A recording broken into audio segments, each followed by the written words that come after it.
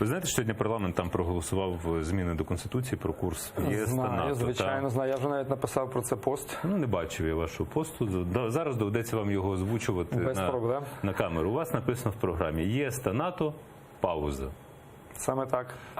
Проте взаємовигідне співробітництво. Так. Що це значить? Це значить, що ми не повинні на колінах стукатися в закриті двері, як це відбувається зараз. Тобто ми намагаємося на самих гірших умовах, щоб нам туди взяли.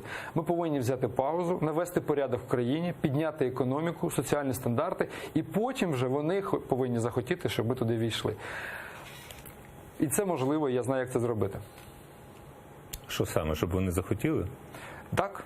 Вони повинні бути зацікавлені. І тоді ми на хороших умовах туди війдемо, а не на кабальних умовах, які ми зараз підписуємо. Всі договори, які ми підписуємо, на максимально кабальних умовах для нас. Це що, ви маєте на увазі угода про асоціацію? В тому числі. Особливо її економічна частина. Тому що вона знищує наших фермерів, вона знищує наших підприємців.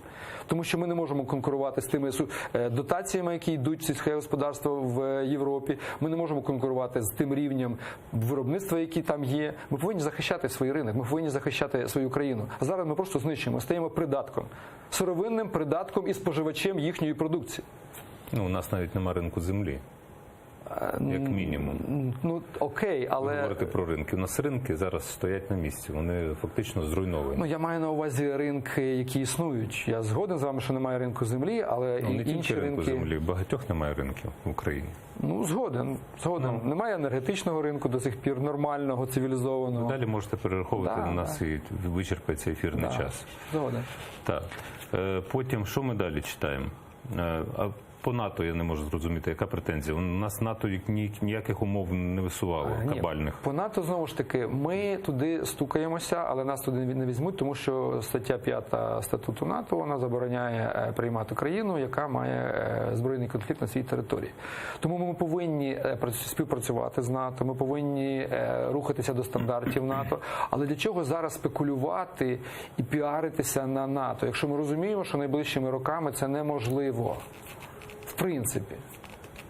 Чому неможливо? Там є різна інформація стосовно ставлення НАТО до України. І ця 5 стаття, вона, розумієте, якщо так підходити, тоді і Грузія туди не потрапляє ніколи, тому що в неї є окуповані території. Україна, тобто ми повністю залежні від Росії. Як нам захищатися? Я мало уявляю. А як ми зараз захищаємося? Так само через тиск дипломатичний, через нашу власну армію. Це єдиний спосіб захиститися. Ми самі себе повинні захистити.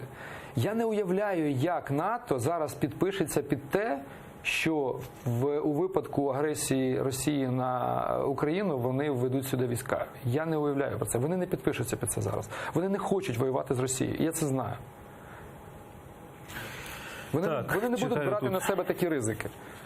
І те, що відбулося сьогодні в парламенті, це добре. Я не проти цього, але це чисто піарна історія.